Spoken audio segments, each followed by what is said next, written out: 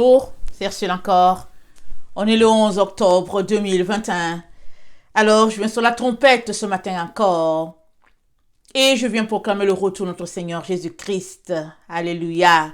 On est vraiment dans les temps, amen, où nos yeux le verront face à face. Quelle joie, n'est-ce pas? En attendant ces moments-là, amen, nous sommes dans ces temps-là que la Bible appelle les douleurs de l'enfantement. Parce que on passe par des difficultés nous-mêmes et aussi le monde entier passe par des difficultés. La végétation, les animaux, les poissons, toute la création de Dieu subit, amen, ces moments-là. Mais c'est des moments annoncés. Toi et moi ne pouvons pas dire que nous ne savons pas. Alors il est donc très important de se préparer. Amen. Et se préparer, ça veut dire quoi? Amen. On va y revenir dans une leçon. Amen. Il faut se préparer. On ne va pas en voyage en se disant, on se lève le matin et puis on se dit, ok, je m'en vais au Japon. Mais non. On se prépare, on prend un calendrier, comme une carte du Japon, on essaie de regarder, et puis qu'est-ce que le peuple mange, et puis la température, le climat, on regarde, et après on essaie de s'adapter, et puis est-ce qu'on a assez d'argent ou pas, est-ce qu'on est équipé, on a la santé pour, on regarde toutes ces affaires-là, on se prépare. Et enfin, quand vient le moment de prendre l'avion, on s'assure qu'on a le visa de l'ambassade du Japon, on s'assure qu'on a tout ce qui est requis pour que nous puissions entrer dans ce pays, pour qu'on ne puisse pas nous renvoyer une fois à l'aéroport.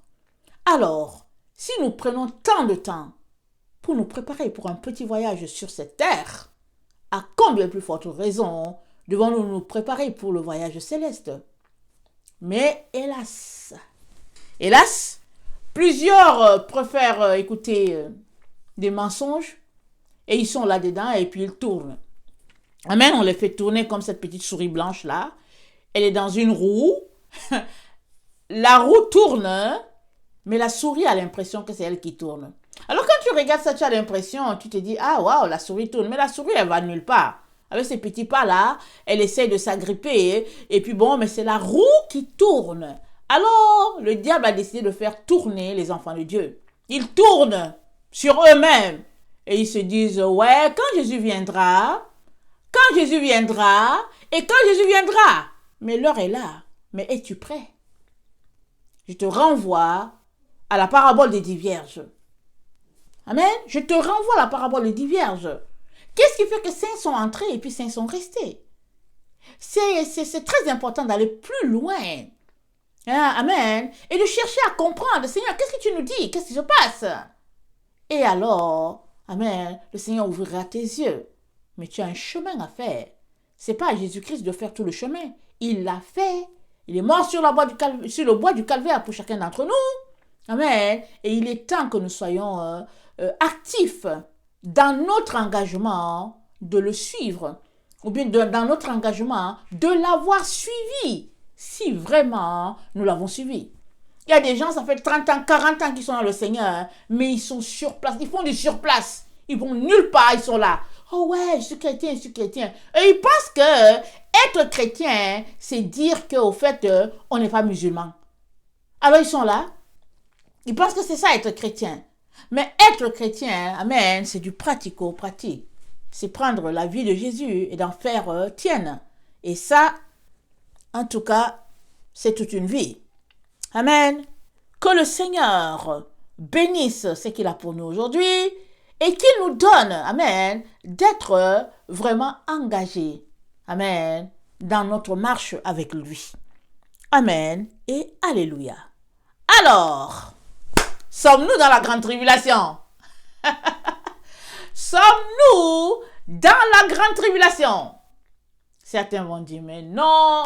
D'autres vont dire, ça arrive. D'autres disent que, le chrétien ne passe pas par la souffrance et tout cela.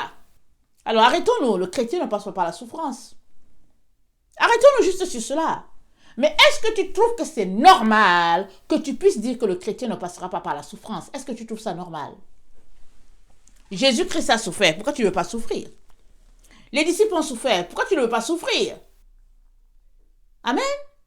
Pose-toi la question, pourquoi est-ce que tu penses que cet enseignement est vrai? Pourquoi est-ce que tu penses que tu ne passeras pas par la tribulation? La Bible dit le contraire. Alors veux-tu aller scruter les Écritures et jeter, amen, tout ce qui est faux et enfin te remplir de ce qui est vrai? Parce que ceux-là seuls qui connaissent la vérité sont affranchis, pas les autres. Les autres sont esclaves et ils y demeureront s'ils ne font rien pour sortir du filet dans lequel ils sont. Et moi, ce matin, je viens te parler, t'encourager et te dire que, ouvre bien tes oreilles, nous sommes dans la grande tribulation. Je suis désolée de te le dire. Mais il faudrait que tu acceptes cette vérité et que tu te réveilles subitement de ta mort. Parce que si tu ne réalises pas qu'on est dans la grande tribulation, alors tu es en train de dormir copieusement. Que veux-tu que Jésus fasse de toi? Où veux-tu qu'il t'amène? Amen, tu es dormeur, tu dors. Jésus-Christ, il prend ceux-là qui sont éveillés. Mais tu dors, tu ne sais pas que tu es dans la grande tribulation et puis tu es là, tu te balades par-ci par-là et puis c'est ça, tu cherches les informations par-ci par-là alors que Jésus-Christ, il est là, il est dans la Bible, Jésus.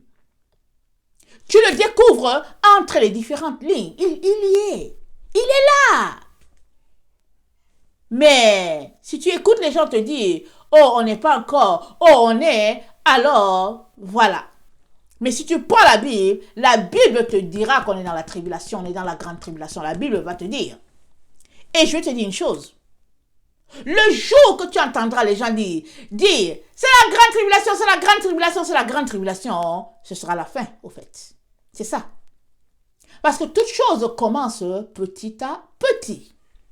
Toute chose. Quand la tempête s'annonce, amen, on voit un peu qu'il y a un petit vent qui commence, surtout la tempête de neige. On va prendre l'exemple de la tempête de neige. Quand la tempête de neige commence, alors on sent un petit vent et puis on ressent des petits flocons. C'est vraiment tout petit. Et souvent c'est comme du sel. Quand c'est pas les flocons, quand c'est pas, au fait, les flocons doux là, alors tu sens des petits grains de sable, surtout si tu es en train de marcher. Tu regardes, suppose que tu fais une marche de 10 minutes. Le temps que tu arrives à ton point, amen, ces petits grains de sable que tu recevais sur toi, ils sont déjà là. Peut-être ils ont déjà fait 2 centimètres. Amen, en 10 minutes. Et maintenant, s'il y a un vent qui accompagne cela, souvent tu es appelé à marcher à contre-courant. Tu marches à reculons, tellement, au fait, ça s'intensifie. Et finalement, en dedans de 4 à 5 heures, tu regardes dehors, tu n'es plus capable de sortir. C'est le brouillard, et puis tout vole en éclats, parce que la tempête fait rage. Et si maintenant, tu dures 24 heures, tu ouvres tes fenêtres, tu regardes, amen, il s'est accumulé, c'est pas 20 cm, 30 cm, et puis tu te dis, mais c'est pas possible. Qu'est-ce qui s'est passé? Qu'est-ce qui s'est passé? La tempête a commencé par de petits grains, comme des grains de sel, tout tranquille. Et finalement, ça a pris de l'altitude. Et puis, finalement, tu commences à entendre les voitures de déneigement qui passent. Ils sont en train de te dire, la tempête est en train de baisser. Ils sont en train de dire qu'elle a arrêté quelque part. Mais avant que tu entendes que la tempête est en train de perdre d'intensité, tu entendras que telle voiture a échoué à tel endroit, tel camion a échoué à tel autre, tu entendras que telle baraque s'est enfuie, tel bâtiment a perdu au fait son toit, etc., etc. Et ça là, c'est le point culminant de la tempête. Quand les voitures s'embourbent, quand les toits volent en éclats, quand finalement, au fait, la tempête fait tellement rage que finalement, il y a un endroit où le gaz s'échappe, c'est quand la tempête fait rage. Amen. C'est les grands moments de la tempête. Mais on ne va pas dire que la tempête a commencé là, quand le toit est parti. On ne va pas dire que la tempête a commencé quand la voiture s'est échouée. Mais non, la tempête a commencé la veille, quand il n'y avait que de petits grains de sable ou des petits grains de sel. C'est de cela qu'il est question. Alors, si tu prends tout simplement ce petit exemple-là que je donne, tu vas comprendre que on est dans la grande tribulation. Ce n'est pas encore grand parce que ça n'a pas atteint sa vitesse de croisière. Ça n'a pas atteint son point culminant pour que tu puisses dire « Oh, quelle souffrance !» Mais comme tu peux encore supporter, tu te dis, bon, écoute, c'est pas encore la tribulation, et que bon, ça vient, et puis tout ça. Mais ouvre tes yeux. Arrête de dormir. Ouvre tes yeux. Secoue-toi, décolle-les. Vous savez, il y a des enfants, ils se lèvent le matin, ils sont là toujours en train de dormir et tout ça. Ils disent, maman, je n'arrive pas à ouvrir mes yeux, maman. Alors, la mère, elle vient essayer d'ouvrir parce que les yeux, ça colle, et puis on se rend compte que, il y a quelque chose, peut-être que l'enfant a atteint le conjonctivite, il faudrait qu'on aille à la pharmacie, etc., etc. Peut-être que tu as atteint le conjonctivite. Excuse-moi de le dire sous cet angle. Peut-être que tu es atteint de conjonctivite et tu ne réalises pas que tes yeux ne se décollent pas. On est dans la grande tribulation et je te donne les éléments. Ok? Alors, avant de parler de grande, parlons de tribulation. Alors, c'est quoi la tribulation? La tribulation, nous dit la Bible, c'est l'adversité, c'est la mésaventure, c'est les épreuves, c'est les difficultés. Amen. Alors, c'est les difficultés nécessaires à notre parcours avec le Seigneur. Amen. C'est ça la tribulation. La tribulation, c'est les souffrances. Amen. C'est les douleurs. Amen. Lisons Acte 11, le verset 19, ça nous dit ceci.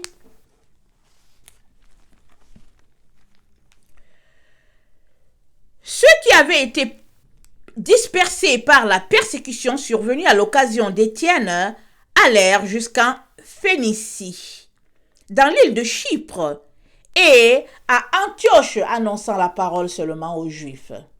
Ceux qui avaient été dispersés par quoi? Par la persécution. On peut dire ceux qui avaient été dispersés par la tribulation. Amen. Éphésiens 3, le verset 13. Ça dit ceci. Aussi, je vous demande de ne pas perdre courage à cause de mes tribulations pour vous. Elles sont votre gloire. Alors, Paul encourage ses enfants. Ne vous découragez pas pour mes tribulations. Amen. Ça fait partie, amen, du plan de Dieu, de la gloire de l'Éternel. Amen. Alors, qu'est-ce qu'il est en train de nous dire? Allons-y aussi lire 1 Thessaloniciens 3, le verset 1 à 3. 1 Thessaloniciens 3.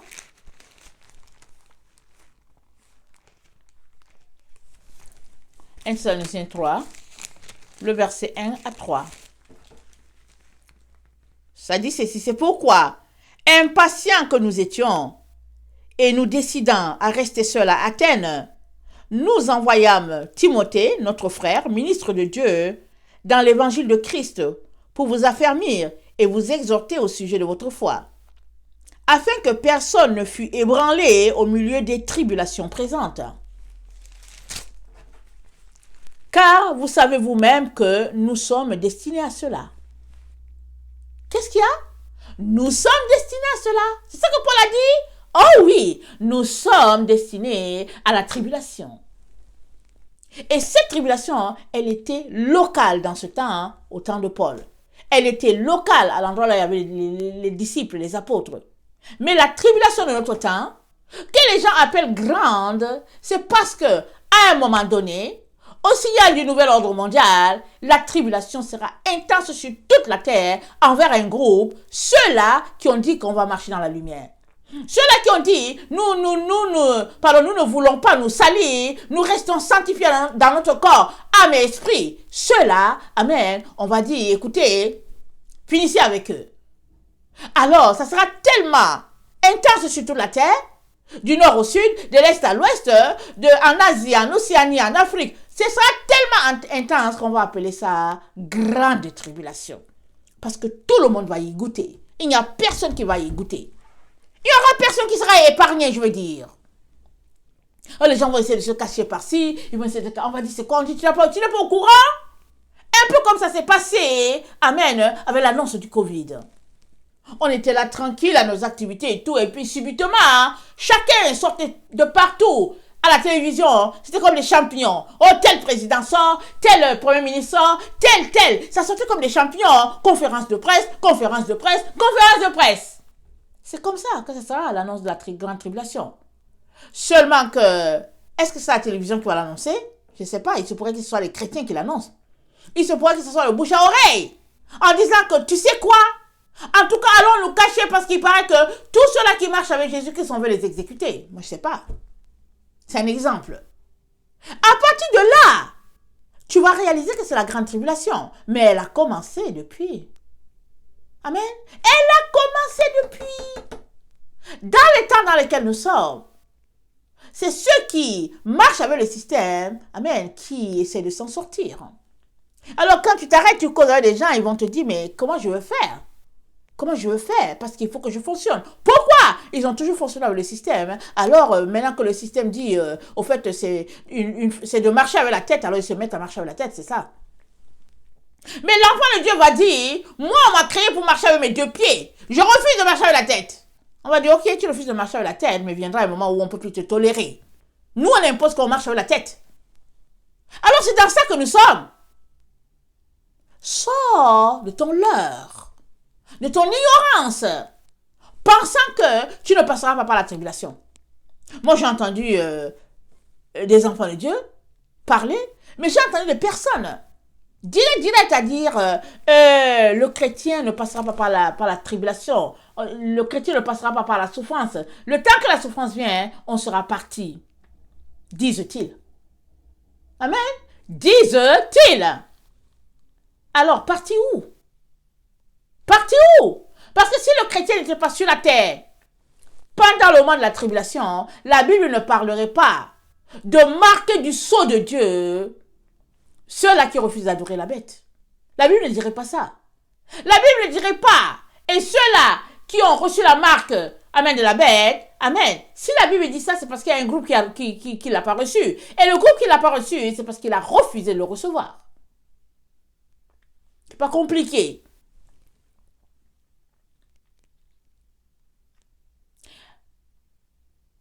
La tribulation, amen, c'est une difficulté nécessaire pour notre parcours avec le Seigneur. Jean 16, le verset 33.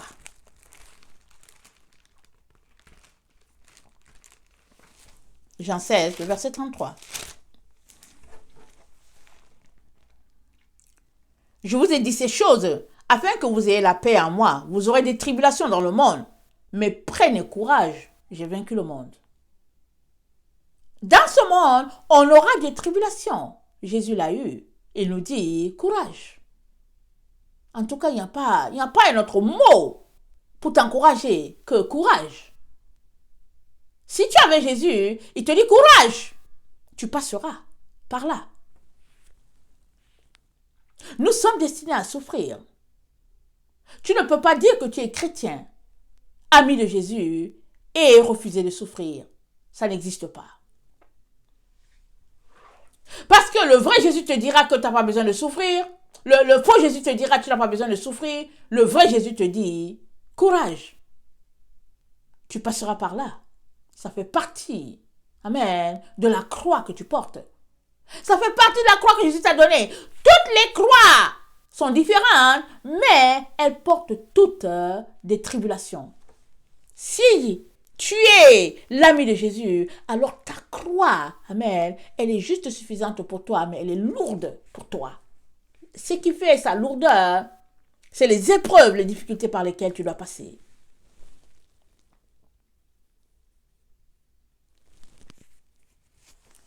Matthieu 16, le verset 23.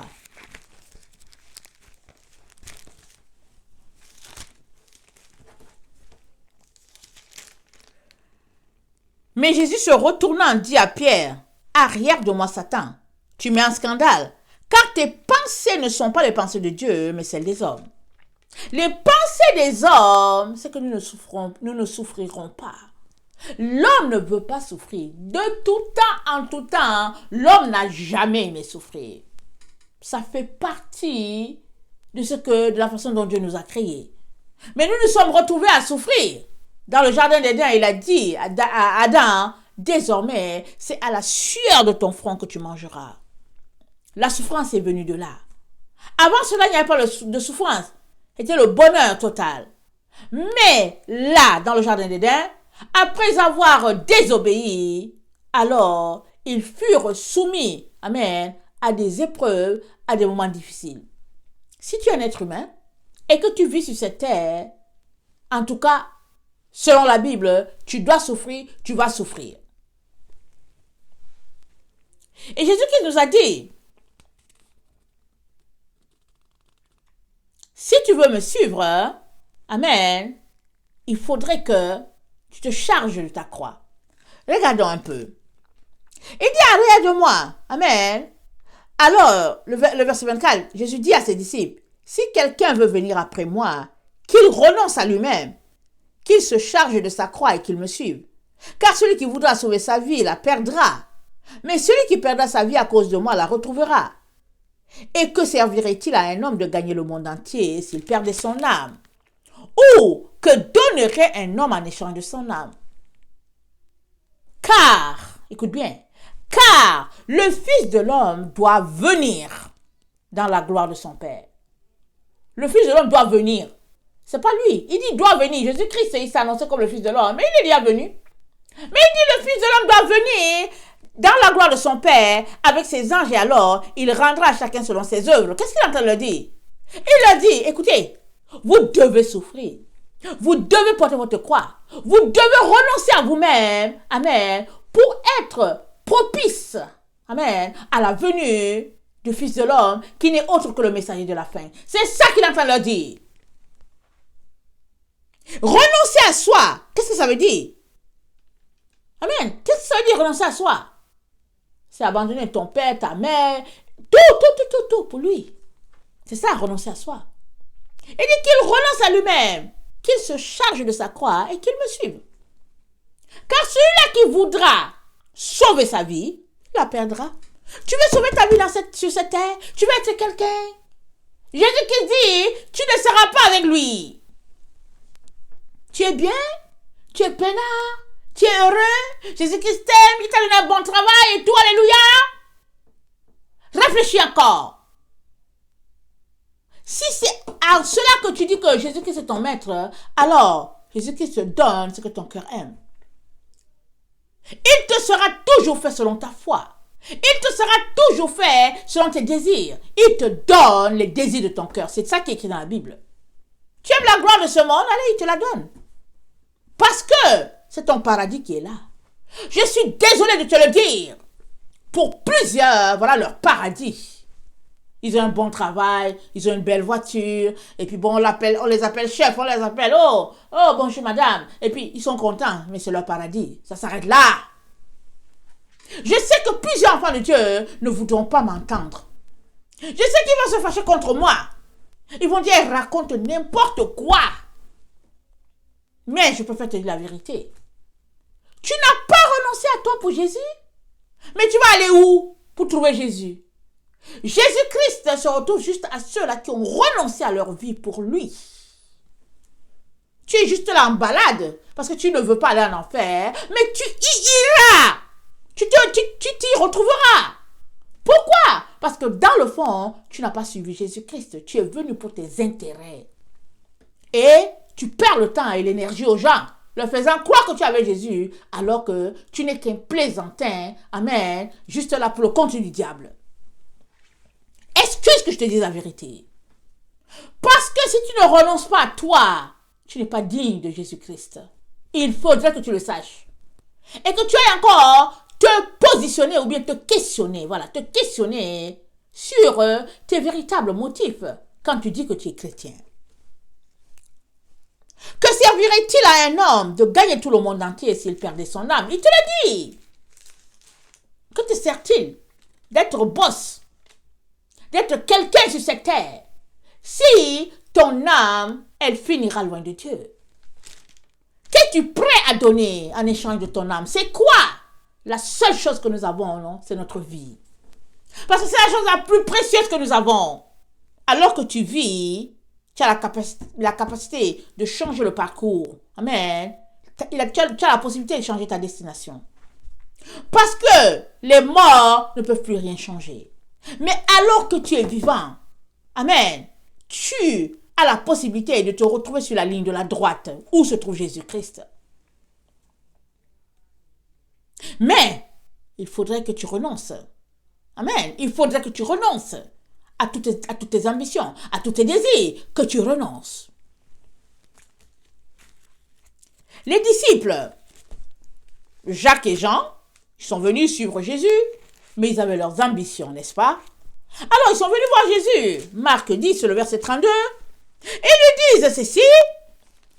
Marc 10, le verset 32. Ils étaient en chemin pour monter à Jérusalem et ils étaient en chemin pour monter à Jérusalem et Jésus allait devant eux. Les disciples étaient troublés et le suivaient avec crainte. Et Jésus prit de nouveau les 12 auprès de lui et commença à leur dire ce qui devait lui arriver. Voici, nous montons à Jérusalem et le Fils de l'homme sera livré aux principaux sacrificateurs et aux scribes.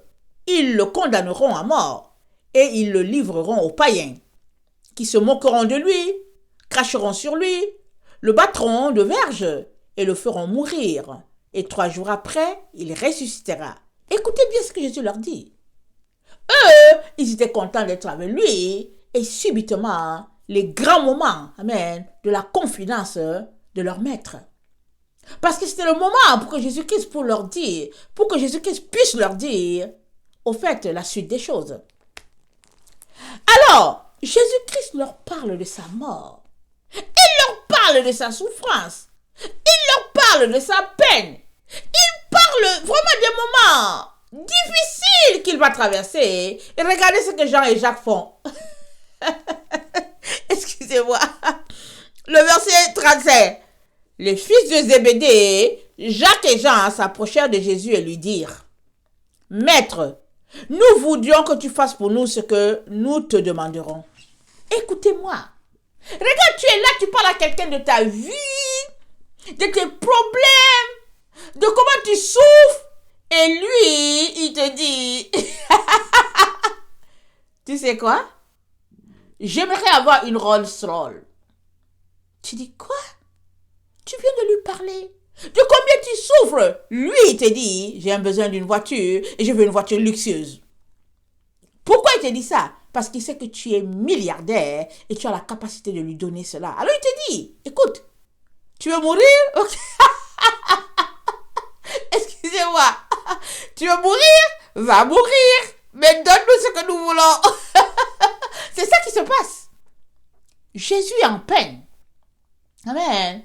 Jésus leur partage l'état de son cœur. Il leur dit, voilà ce qui va arriver. Mais eux, ce qui est important, c'est leurs intérêts. Et s'il te plaît, ils vont au-dessus des autres. Ils les laissent de côté. Ils ne disent pas que, oui, nous les 12. Ils disent, non, Jacques et Jean, les 2 frères. Ils disent, écoute, on veut te demander quelque chose. Et qu'est-ce qu'ils demandent? Allons-y. Verset 37. Accorde-nous, lui dirent-ils, d'être assis l'un à ta droite et l'autre à ta gauche. Quand tu seras dans ta gloire. Excusez-moi. Ils disent à Jésus, ok, tu veux mourir? Va mourir, ok? Va mourir, mais nous, on veut notre position. Regardez Jésus-Christ. Ça me fait la peine, ok? Il y avait des gens qui ne le comprennent même pas. Eux, ils veulent être des gagnants. C'est tout. Ok, Jésus, tu veux mourir? Vas-y. Mais nous, on veut notre place. Est-ce que ça ne nous ressemble pas? Ça nous ressemble tous, n'est-ce pas? C'est pourquoi je ris. Parce que nous sommes comme ça. Nous ne sommes pas différents de Jean et Jacques. Hein? Nous ne sommes pas différents. Jean et Jacques, comme ils viennent du même utérus, amen, ils ont réfléchi, ils ont pensé, ils ont dit, Joe, les 10 là, ils vont nous dépasser. Positionnons-nous pour recevoir le premier prix. Égoïste, n'est-ce pas? Ils étaient égoïstes. Amen. Alors, Jésus leur répondit, vous ne savez pas ce que vous demandez. Oh non, ils ne savent pas. Pouvez-vous boire la coupe que je dois boire? Ou être baptisé du baptême dont je dois être baptisé? nous le pouvons, dirent-ils. Et c'est vrai que Jacques a été le premier à mourir parmi les apôtres, amen. Et Jean, on est au courant de sa souffrance. Il a été le dernier. Jésus a placé Jacques en premier, Jacques est mort en premier, Jean en dernier, amen. En tout cas, et puis au milieu d'eux, les autres sont morts. Ils ont été dispersés, nous savons tous. Mais, regardez, Jésus-Christ leur parle d'une chose et il parle d'autre chose. Nous sommes pareils. Pareils et pareils. Nous ne comprenons pas ce que Dieu dit. Nous ne sommes pas prêts à épouser le cœur de Dieu. Amen. D'aller dans son sens, de souffrir avec lui, de pleurer avec lui. Nous ne sommes pas prêts. Tout ce que nous voulons, c'est Dieu. Qu'est-ce que tu me donnes? Quand est-ce que tu vas me donner ma voiture que je veux? Quand est-ce que tu vas me donner ma position, Seigneur? Avant de quitter cette terre, je vais être un boss. Et on est là, on est boss, quelqu'un passe, on dit, oh bonjour chef, oh bonjour patron, eh bonjour, on est content, on est heureux, on se dit qu'on a réussi. Jésus leur répondit, il est vrai que vous boirez la coupe que je dois boire, et que vous serez baptisés du baptême dont je dois être baptisé, mais pour ce qui est d'être assis à ma droite ou à ma gauche, ça ne dépend pas de moi, et ce sera donné qu'à ceux à qui cela est réservé. Hein? Ça sera donné aux personnes à qui c'est réservé d'être assis à ma gauche ou à ma droite. Donc, c'est des positions qui sont déjà réservées, déterminées par Dieu le Père. Mais eux, leurs intérêts passaient avant. Et Jésus-Christ a eu le temps, amen, de presser leur ego. Jacques est mort le premier. Amen. Alors, il n'a même pas eu le temps. Après la mort de Jésus, quand la persécution est venue, allez, Jacques a été le premier. Et c'est dit que, comme les gens ont vu que cela, comme Hérode a vu que le peuple était content que Jacques soit mort, il était encore prêt, amen, à tuer les autres. C'est comme ça qu'ils ont saisi Paul, ils lui ont remis une lettre pour dire, ok, allez, va disperser ce groupe. Et Jésus-Christ s'est manifesté. Amen. Jésus s'est manifesté. Et Paul a su qui était Yeshua, Hamashiach, le Fils de Dieu. Amen. Dieu lui-même en personne sur la terre. C'est là que Paul a su. Paul a dit, mais qui es-tu? Qui es-tu? Jésus-Christ lui dit, Saul, il te sera difficile de régimber contre les aiguillons. Il te sera difficile. Parce que Paul, pour le moment, tu te sens fort. Tu pars par-ci, tu pars par-là. Mais les aiguillons, ils arrivent là. À l'endroit où tu t'en vas. En enfer, tu ne pourras rien faire. Tu seras cloué. Tu seras forcé de les supporter là-bas. Fais attention. Fais attention, Paul. Paul a dit, qui es-tu? Qui es-tu?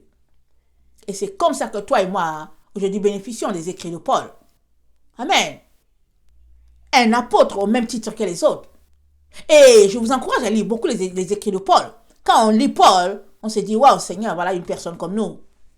Une personne qui est passée par détester les œuvres de Dieu, la parole de Dieu, qui ne comprenait rien et qui finalement a été transformée par le Saint-Esprit. Alors si Paul a été transformé, toi aussi tu peux. Parce qu'il est semblable à nous. Il était un intellectuel comme nous. Et Jésus-Christ l'a saisi et l'a transformé. Amen. Par le Saint-Esprit, bien sûr. Mais si tu n'as pas le Saint-Esprit, tu seras transformé comment? Plusieurs enfants de Dieu combattent le Saint-Esprit. Alors ne leur dis pas, oui, il faut chercher le Saint-Esprit. Ils te disent, hé, je l'ai déjà. Et ils se mettent à te détester. Tu as le Saint-Esprit et puis tu détestes Jésus. Tu as le Saint-Esprit et tu n'aimes pas la parole de Dieu. Tu as le Saint-Esprit et puis tu détestes tous les enfants de lumière. Tu as le Saint-Esprit, s'il te plaît, réfléchis encore. Tous ceux-là qui ont le Saint-Esprit, tu les reconnais dans leur vie.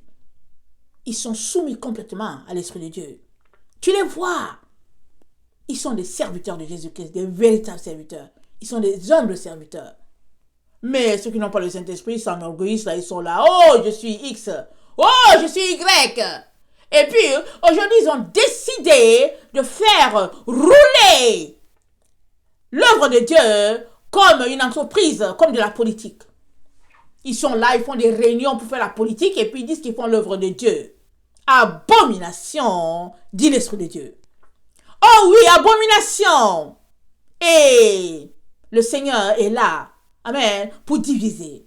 La séparation est là. D'un côté, les brebis seront là, de l'autre, les boucs. D'un côté, les brebis seront là, de l'autre côté, les chiens. D'un côté, les brebis seront là, de l'autre côté, les serpents. Parce que ça ne peut plus continuer. C'est fini. On est à la fin.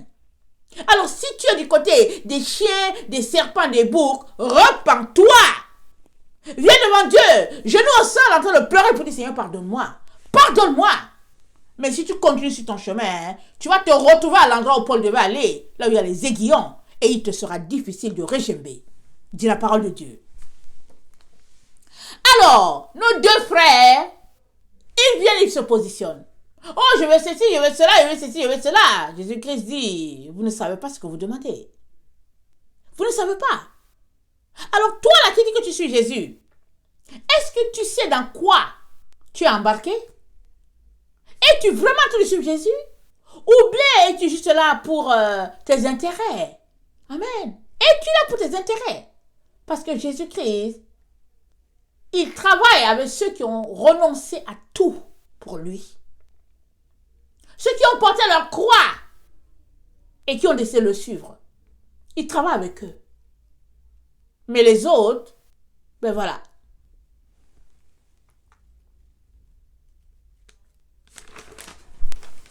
La leçon, elle est longue quand même, mais on va y arriver.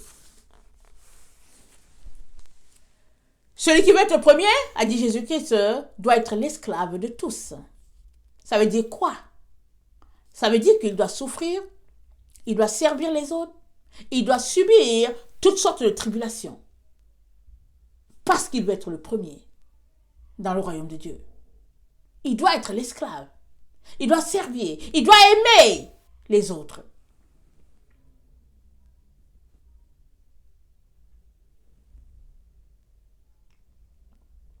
Un Thessaloniciens 1, le verset 6 à 10 dit ceci.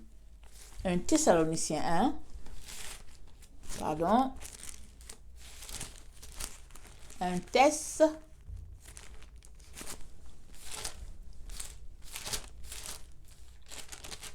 le verset 1 à 10. Ça dit ceci. Attends, qu'est-ce que je dis? Je ne vais pas lire le verset 1 à 10. Le verset 6 à 10. Et vous-même, vous avez été mes imitateurs et ceux du Seigneur, en recevant la parole au milieu de beaucoup de tribulations, avec la joie du Saint-Esprit. Les Thessaloniciens ont reçu la parole au milieu de beaucoup de tribulations. Tu ne veux pas la tribulation? Tu ne veux pas les souffrances? Tu n'es pas apte au royaume de Dieu. Voilà la réponse. Alors, quand on te dit que tu ne passeras pas par la tribulation, tu devrais rejeter cette pensée. Parce que ce n'est pas la pensée des Écritures. Ce n'est pas la pensée du Seigneur. On est appelé à souffrir. Et on ne connaît pas le degré de souffrance. Il y a des gens là, dès qu'ils donnent leur vie à Jésus, on les passe au fil et à l'épée. Il y a d'autres, on les jette en prison, on les chatouille. C'est tout, c'est leur peine. Les autres, on attrape leurs pieds attachés en haut et puis la tête par en bas. Et puis ils bavent, ils pleurent et puis tout ça, ils sont là. On leur fait ça pendant un certain temps. On dit alors, est-ce que tu renonces? Et ils finissent par mourir comme ça. Les autres, on les tue sur le champ. On leur lance des pierres et puis c'est fini. Et les autres, on leur dit quitte la maison. Les autres, ils perdent leur emploi. C'est cela, suivre Jésus. Et c'est cela la croix de chacun. Ta croix, elle est différente de la mienne. Tu dois la porter. Je dois aussi porter la mienne. Alors, où est-ce que c'est écrit qu'on n'aura pas de tribulations? Ce n'est que mensonge, n'est-ce pas? Alors, Paul dit, c'est au milieu de la tribulation, de beaucoup de tribulations que vous avez reçu la parole. Mais écoutons ce qu'il dit encore. En sorte que vous êtes devenus un modèle pour tous les croyants de la Macédoine et de l'Achaïe. La tribulation a fait qu'ils sont devenus un modèle. C'est par la tribulation que tu es poli, que tu es sanctifié, que tu es purifié. Et pendant que tu souffres, les autres entendent ta souffrance et ils sont encouragés, ils se disent « Waouh, Seigneur! Seigneur, il faut que je sois comme lui. Oh Seigneur, mon secours, on est dans la fin. » Mais toi, tu ne veux pas souffrir? Tu veux marcher les mains dans les poches et puis jouer à la politique? Alors, écoute cela. Tu n'iras pas dans le royaume de Dieu. Ce n'est pas dans le royaume de Dieu que tu vas passer ton éternité. Certainement pas avec Jésus. Non, non, non, non, non. Non, non, non. Enlève-toi de la tête le ridicule. Parce que c'est être ridicule soi-même. Que de penser que tu ne veux pas souffrir, tu mènes la vie que tu veux, et tu vas aller là où Jésus-Christ est allé parce qu'il a payé pour toi à la croix. Waouh! Mais oui qu'il a payé. Mais est-ce que tu fais ce qu'il te dit? Pourquoi veux-tu qu'il te prenne? Tu ne fais pas ce qu'il te dit. Verset 8. Non seulement en effet la parole du Seigneur a retenti chez vous, dans la Macédoine et dans l'Achaïe, mais votre foi en Dieu s'est fait connaître en tout lieu de telle manière que nous n'avons pas besoin d'en parler. Car on raconte à notre sujet quel accès nous avons eu auprès de vous et comment vous vous êtes convertis à Dieu en abandonnant les idoles pour servir le Dieu vivant et vrai. Alléluia, amen. Le Dieu vivant est vrai, on ne le sert pas avec les idoles. On abandonne les idoles avant de le servir. Oh oui, on laisse tout ce qui ne glorifie pas le Seigneur et on sert le Dieu vivant et vrai. Parce que le Dieu faux, c'est le diable qui se fait passer pour Dieu. Plusieurs adorent le diable. Plusieurs disent, oh mon Dieu, mon roi. Mais quand ils disent mon Dieu, mon roi, c'est le diable qui se pointe. Et puis le diable répond, oui mon fils. Mais ils sont là, ils disent que Dieu leur parle. Dieu va te parler alors que tu es dans les idoles. Alors que tu manges la viande sacrifiée aux démons. Alors que tu es dans les choses farfelues. Alors que tu méprises Dieu. Et tu dis que Dieu t'a parlé. Va encore devant le trône pour demander qui te parle. Va demander qui te parle. Parce que le diable, que les gens disent que ouais, c'est un ange déchu. Désolé que je te le dise. Le diable n'est pas un ange déchu. Hein? Amen. C'est le Dieu du matériel. Oh oui, c'est le Dieu de ce monde, c'est dit. Le Dieu de ce monde, dont le Dieu de ce monde a aveuglé l'intelligence. Tu veux que je te parle du diable?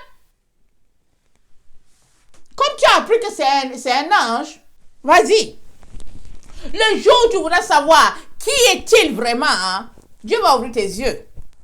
Tu sauras que c'est le Dieu du matériel. C'est pourquoi il périra, amen, et puis avec le monde dans lequel il est roi. Amen. Une fois, il sera mis KO pendant 1000 ans, empêché de nuire, et une autre fois, il sera détruit à tout jamais, et il n'y aura plus cette situation de matériel et de matérialisme, et puis bon, voilà, il n'y aura plus. Alors, si tu es là en train d'adorer les idoles, tu es là pris dans le matérialisme, tu es là pris dans le leurre, alors tu périras avec le patron du leurre. Réveille-toi. Écoutez, la bonne nouvelle que j'ai pour toi, c'est que je ne suis pas allé à une école biblique.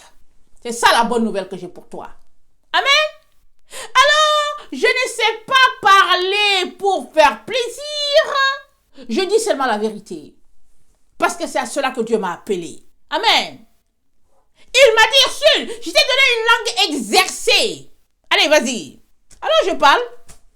Tu es content, hein? Alléluia, tu écoutes la parole de Dieu et puis tu vas. Tu n'es pas content, hein? Tu peux fermer, ok?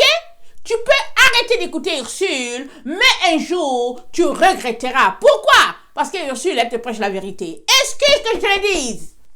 Je prêche la vérité parce que Dieu le Père m'a appelé à prêcher la vérité et je vais prêcher la vérité jusqu'à la mort.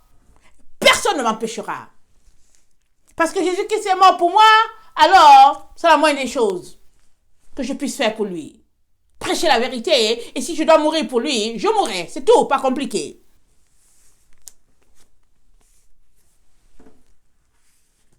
Verset 10. Et pour attendre des cieux, son Fils qu'il a ressuscité des morts, Jésus qui nous délivre de la colère à venir. Attends, Jésus nous délivre de quoi? Jésus qui nous délivre de la colère à venir. Jésus qui ne nous délivre pas de la tribulation.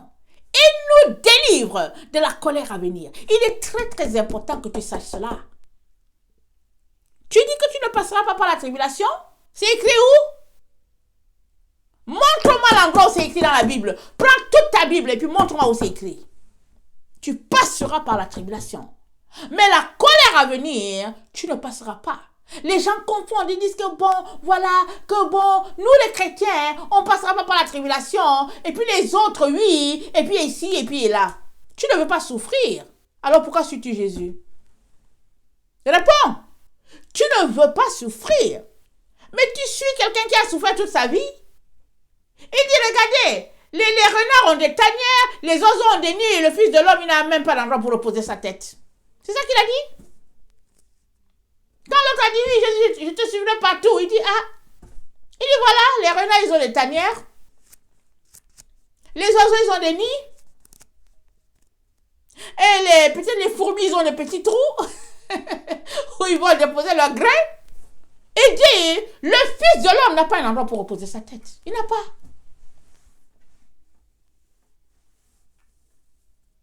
Il a souffert toute sa vie. Et quand il a fini, il est parti. Il se disait qu'on va se débarrasser de ce gars-là. Il nous fatigue, on va se débarrasser enfin de lui. Alors qu'il ne savait pas que... ils étaient en train de dire aux cieux, accueillez-le enfin, accueillez-le enfin. Jésus était content. Jésus était en train de dire, ouf, ouf, ouf, mon Dieu, aide-moi à passer par ces moments intenses-là et enfin je vais te voir face à face.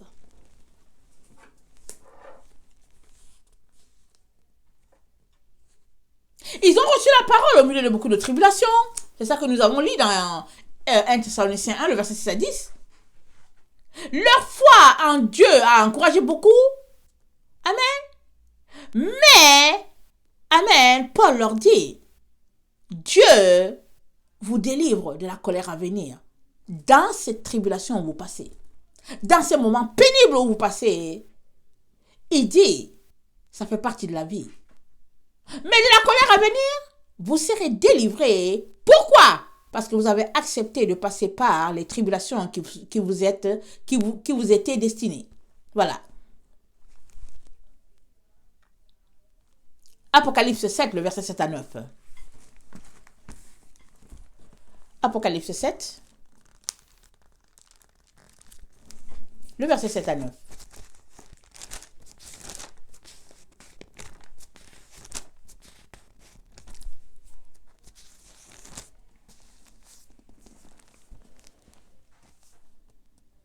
Attendez, Apocalypse 7, le verset 9. C'est le verset 9, excusez-moi. Après cela, je regardais et voici, il y avait une grande foule que personne ne pouvait compter, de toute nation, de toute tribu, de tout peuple et de toute langue. Ils se tenaient devant le trône et devant l'agneau, revêtus de robes blanches et des palmes dans leurs mains. Et ils criaient d'une voix forte en disant, « Le salut est à notre Dieu qui est assis sur le trône et à l'agneau. » Et tous les anges se tenaient autour du trône, et les vieillards, et les 4 êtres vivants. Et ils se prosternèrent sur leurs faces devant le trône, et ils adorèrent Dieu, en disant, Amen. La louange, la gloire, la sagesse, l'action de grâce, l'honneur, la puissance et la force soient à notre Dieu au siècle des siècles. Amen. Et l'un des vieillards prit la parole et me dit, ceux qui sont revêtus de robes blanches, qui sont-ils et d'où sont-ils venus? Je lui dis, mon Seigneur, tu le sais. Il me dit, ce sont ceux qui viennent de la grande tribulation. Ils ont lavé leurs robes et ils les ont blanchies dans le sang de l'agneau. C'est pour cela qu'ils sont devant le trône de Dieu et le servent jour et nuit dans son temple. Celui qui est assis sur le trône dressera sa tente sur eux. Écoutez bien, ils n'auront plus faim, ils n'auront plus soif, le soleil ne les frappera point ni aucune chaleur, car l'agneau qui est au milieu du trône les paîtra et les conduira aux sources d'eau vive de la vie. Et Dieu essuiera toute larme de leurs yeux. Dieu essuiera toute larme de leurs yeux. Qui est ce Dieu? Le Dieu de lumière. Lui, il essuiera toute larme de ce groupe-là. Amen. L'agneau qui est au milieu du trône les paîtra. Amen. Et celui qui est assis, il mettra sa tente sur eux. Mais celui qui est assis, c'est Jésus. Mais ils viennent d'où? De la grande tribulation. Ce groupe-là. On dit ils viennent de la grande tribulation. Mais c'est quoi la grande tribulation? J'ai déjà donné dès le départ. J'ai donné l'exemple de la neige qui tombe. Elle tombe comme des petits grains de sable. Quand la tempête de neige commence, la météo dit, il y aura tempête demain. Amen. Il y aura tempête demain, alors les gens commencent à se préparer. Alors, s'il y a des choses à aller acheter, ils font tout. Et puis bon, ils savent qu'ils seront enfermés. Chacun essaie de fermer ses fenêtres, tout ce qu'il faut. Mais la tempête commence à 1 heure, à un moment X. Amen. Un moment X1. Et il finit à un moment X 60, exemple. Mais ce n'est pas à X 60 qu'on dit que c'est la tempête. La tempête a commencé à X1. C'est la tempête. Elle devient grande à X 60. Amen. Ou bien elle devient grande à X 55. Amen. Et elle connaît un pic. Amen. Et à X 60, elle s'arrête. Mais ce n'est pas à X 55 que la tempête est grande. Non, non, non. Elle est tempête depuis X1. Alors, écoute-moi bien. Ce n'est pas parce que on n'est pas à ces moments intenses où on fait passer des gens au fil à l'épée, où on est en train de clouer les gens au bois, où on est en train de les jeter en prison. Ce n'est pas parce que ce n'est pas encore ce moment-là que ce n'est pas grande tribulation. Parce que la grande tribulation, elle porte le nom grand aussi parce que ce sera répandu sur toute la terre au même instant, au même moment. Il y aura un groupe dérangeant qu'on ne voudra pas. Un groupe vraiment qui empêche la réalisation des plans sataniques. Le groupe de lumière, il sera dérangeant. Et même à un moment donné, comme il faut suivre un programme, on va dire, c'est le moment de s'en débarrasser. Parce que dans le fond, ils nous fatiguent. Ils ne font rien. Et puis aussi, il faut s'en occuper. Et il faut les nourrir. Et puis, non, débarrassons-nous de ce groupe-là. Et les gens vont dire, hey, c'est la grande tribulation. Les chrétiens vont commencer à se cacher dans le souterrain. Et puis, ta. Et là, ils vont dire, oui, c'est la grande tribulation. Mais elle a commencé depuis la grande tribulation. Elle a commencé depuis. Mais elle n'a pas commencé en 2020, par exemple.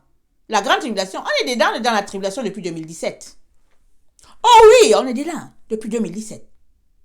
Mais ce que tu attends là, en disant que la grande tribulation arrive, c'est la colère à venir de Dieu, comme on vient de lire dans 1 Thessaloniciens 1, le verset 10. On vient de le lire. Il dit, et Dieu qui nous délivre, il dit, Paul leur dit, et Dieu qui vous délivre de la colère à venir. 1 Thessaloniciens 1, le verset 10. Pour plusieurs chrétiens, c'est ça la grande tribulation. Alors ils disent, oh, mais non, tu sais, le chrétien ne doit pas souffrir. Tu ne dois pas souffrir, pourquoi? Pourquoi est-ce que tu ne dois pas souffrir? Parce que tu es appelé à souffrir. Malachie 3. Excusez-moi, je n'avais pas préparé le texte. Ça me vient comme ça. Malachie 3 dit. Attendez.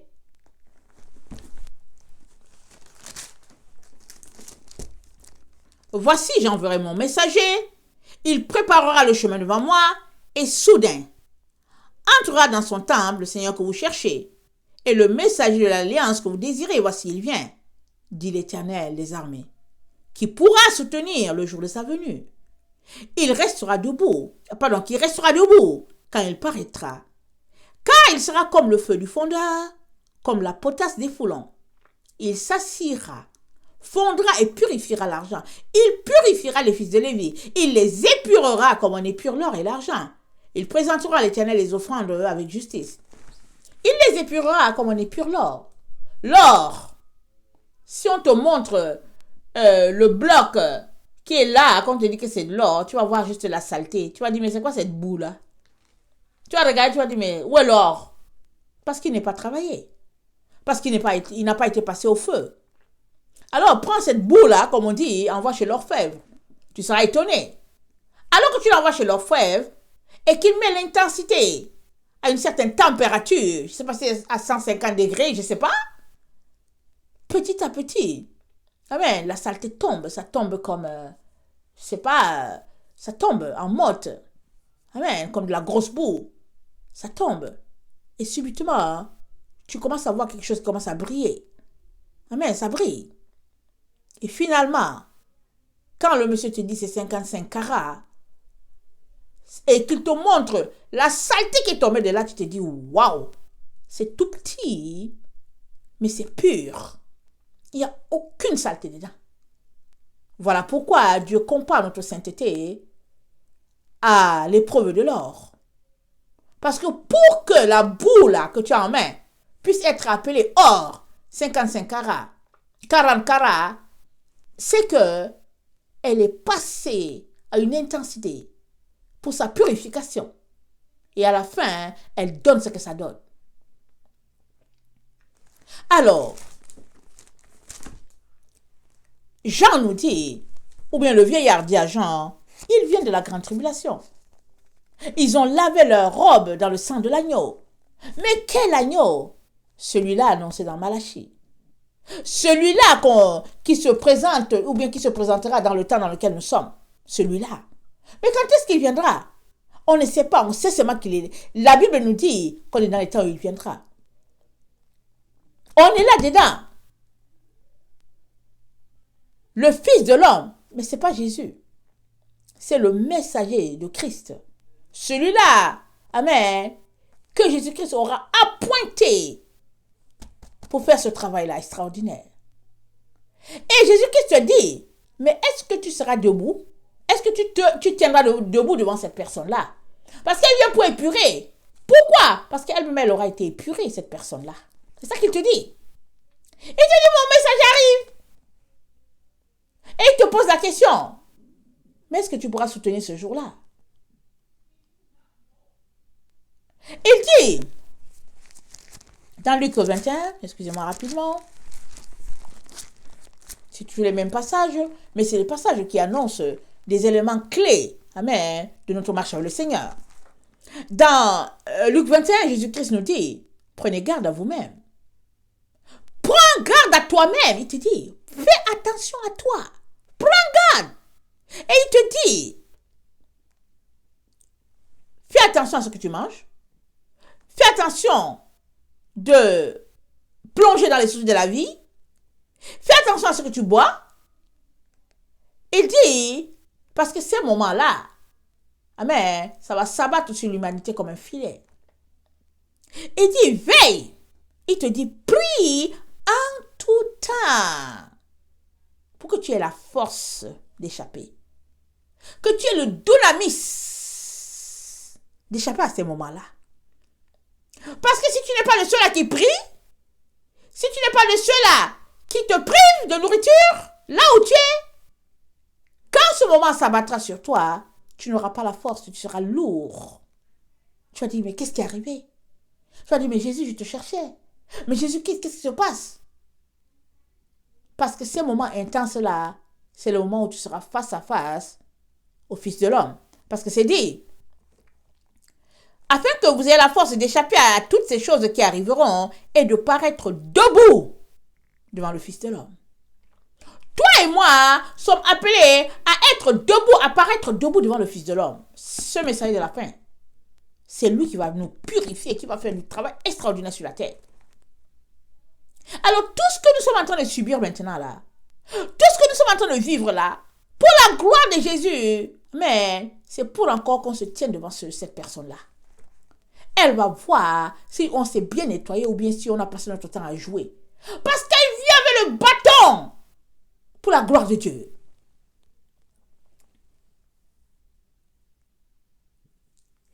Et avant que tu la vois, amen, avant que tu sois permis de présenter les offrandes à l'Éternel et les armes célestes, c'est dit que tu passeras devant cette personne-là. Ça veut dire quoi? Ça veut dire que cette personne-là doit être épurée, amen, comme tout un chacun. Ça veut dire que cette personne-là, elle sera passée tellement par le feu, Amen. Que finalement, de tous ses serviteurs sur la terre, Dieu aura choisi cette personne-là pour dire, ok, tu as gagné la couronne. Toi, tu seras Élie, le troisième Élie. Viens, tu vas aller faire le travail pour moi. Un peu comme Moïse a fait le travail pour Dieu. Et cette personne-là, elle est annoncée dans l'Apocalypse 11. Amen. Je pense à partir du verset 3, il dit, je donnerai le pouvoir à mes deux témoins. Je donnerai le pouvoir à mes deux témoins. Dieu leur dira, c'est le temps. C'est le moment. Bravo.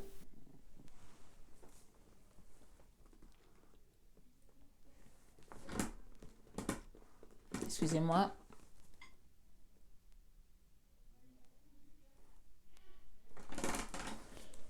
Marc 13, le verset 20. Je vais couper ma leçon en deux, ok? Sinon, parce que je risque d'avoir une leçon de 2 heures. Je ne vais pas faire une vidéo de 2 heures. Parce que ce qui me reste, en tout cas, c'est aussi laborieux que ce que je viens de proclamer.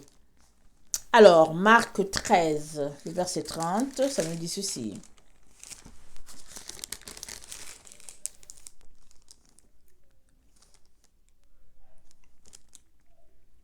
Je vous le dis en vérité, cette génération ne passera point que tout cela n'arrive. Le ciel et la terre passeront, mais mes paroles ne passeront point. Amen. Ces paroles ne passeront point. Mais quel est le point culminant de Marc 13? Jésus-Christ nous dit, soyez sur vos gardes, je vous ai tout annoncé d'avance. Marc 13, le verset 23. Soyez sur vos gardes, je vous ai tout annoncé d'avance. Qu'est-ce que Jésus-Christ nous a annoncé? Il nous a dit que nous aurons des tribulations. Mais de prendre courage parce qu'il a vaincu le monde. Il a vaincu pour que toi aussi tu sois vainqueur. Mais il n'a pas vaincu pour que tu te vautres dans la saleté. Et que tu te convaincs que tu n'as pas à souffrir. Parce que tu es la génération de micro-ondes. Et tu es dans le leurre. Tu vois partout où on te dit d'aller. Et puis tu te convaincs que Jésus-Christ va comprendre. Comprendre quoi? Tu n'es pas prêt à souffrir pour lui. Que veux-tu qu'il fasse de toi? Amen. Que veux-tu que Jésus-Christ fasse de toi? Tu ne veux pas souffrir pour lui. Mais si tu voulais souffrir, alors il te dit, la tribulation, tu y es. Oh oui, tu y es. La colère de Dieu, tu échapperas. Mais la tribulation, il n'y a pas moyen que tu échappes. Parce que tu t'appelles enfant de Dieu. Parce que tu t'appelles chrétien. Il n'y a pas moyen. À moins que tu débarques de ton engagement. Parce que si tu t'appelles chrétien, c'est parce que tu t'es engagé à suivre Jésus. C'est parce que tu as dit que tu es l'ami de Jésus.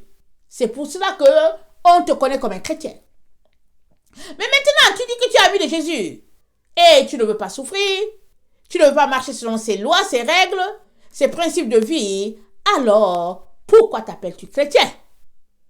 Appelle-toi musulman. Appelle-toi païen. Appelle-toi toute autre chose. Mais ne porte pas le nom de chrétien. Parce que les chrétiens, c'est les petits Christ. Et c'est à Antioche qu'ils ont été appelés ainsi. Pourquoi? Parce que l'église d'Antioche marchait selon les principes de Paul. Et c'est une église qui a été persécutée et pas à peu près. Et c'est là qu'ils ont été appelés chrétiens. Amen. Dans les tribulations, dans les persécutions, dans les miracles, les guérisons et tout ça, tout ce qui sortait de là, amen, pour la gloire de notre Seigneur. Arrête donc de porter un faux nom. Enlève de ton nom le mot chrétien. Parce que chrétien, c'est petit Christ. Soit tu es petit Christ, soit tu marches dans le mensonge. Te convainquant que tu es petit Christ, mais refusant la souffrance. Et te convainquant que, ouais, quand Jésus-Christ va venir, au fait, tu ne vas pas souffrir et que Jésus-Christ va venir avant la tribulation. Mais la tribulation, elle est déjà active depuis 2017. Alors, que je t'informe. Et quand Tu diras, on est dans la grande tribulation, c'est parce que ça sera la fin. Je te reprends à l'autre vidéo pour te montrer l'analogie, amen, pour te montrer la suite et les idées par rapport à ce concept de tribulation et de colère de l'Éternel, le jour de colère de l'Éternel. Que le Seigneur bénisse sa parole, amen, qu'il te donne de te ressaisir, amen, et d'accepter enfin de porter le plus beau nom qui existe, amen, dans ce monde. Yahshua HaMashiach, le nom de Jésus-Christ, le plus beau nom, le nom qui est au-dessus de tout nom, le nom, au fait, par lequel tu dois être sauvé. Et au nom, amen, de Jésus-Christ, alléluia, tout genou fléchira et toute langue confessera qu'il est le Seigneur. Amen, alléluia, et amen, et amen. Merci Seigneur. Que le Seigneur vous bénisse. Je vous aime beaucoup. Et Dieu davantage. Maranatha, Jésus revient. Je vous reprends à l'autre vidéo. Soyez bénis.